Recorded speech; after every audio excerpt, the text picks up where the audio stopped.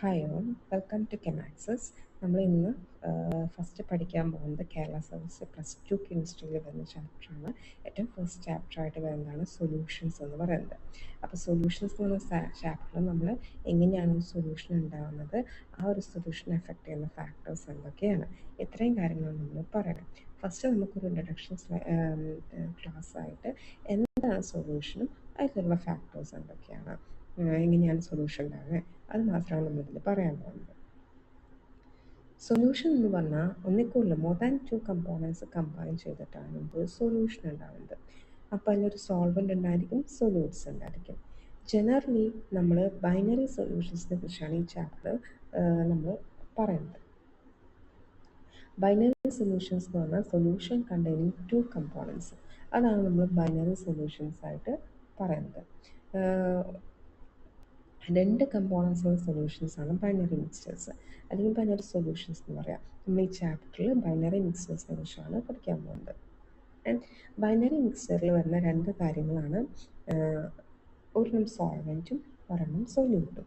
അപ്പോൾ ഏതാ സോൾവെൻറ്റ് ഏതാ സൊല്യൂട്ട് എന്ന് തിരിച്ചറിയാൻ നമുക്ക് ആവശ്യമാണല്ലോ. അപ്പോൾ സോൾവെൻറ്റ് എന്ന് പറഞ്ഞാൽ ലാർജ് എമൗണ്ടിൽ നമ്മൾ ഏതാണ് എടുക്കണേ അതാണ് സോൾവെൻറ്റ്, സ്മോൾ എമൗണ്ടിൽ നമ്മൾ ഏതാണ് എടുക്കണേ അതാണ് സൊല്യൂട്ട്.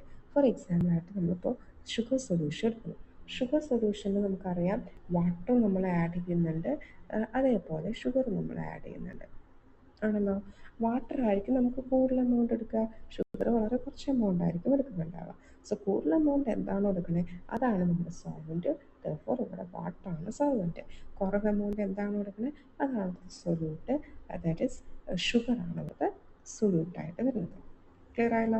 സോൾവെൻറ്റ് സൊല്യൂട്ട് എന്ന് പറഞ്ഞു കഴിഞ്ഞാൽ നമുക്കൊരു സൊല്യൂഷൻ തന്നു കഴിഞ്ഞാൽ ഏറ്റവും കൂടുതൽ ഏതാണുള്ളത് അത് സോൾവെൻറ്റും, ഏറ്റവും കുറവ് ഏതാണുള്ളത് സൊല്യൂട്ടുമാണ്. അപ്പോൾ ഇത് സോൾവെൻറ്റും സൊല്യൂട്ടും തിരിച്ചറിയുന്നത് വളരെ അത്യാവശ്യമാണ്.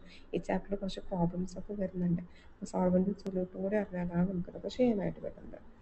അതേപോലെ ചില സൊല്യൂഷൻസിൽ ജസ്റ്റ് ഇപ്പോൾ ഷുഗർ സൊല്യൂഷൻ അല്ലെങ്കിൽ സോൾട്ട് സൊല്യൂഷൻ എന്ന് മാത്രം തരും. അങ്ങനെ തരുമ്പോൾ നമുക്കറിയാം അതിൻ്റെ ഉള്ളിൽ എന്താ വേണ്ടത് വെച്ചാൽ ഷുഗർ സൊല്യൂഷൻ എന്ന് പറഞ്ഞാൽ ഷുഗറും വാട്ടറും.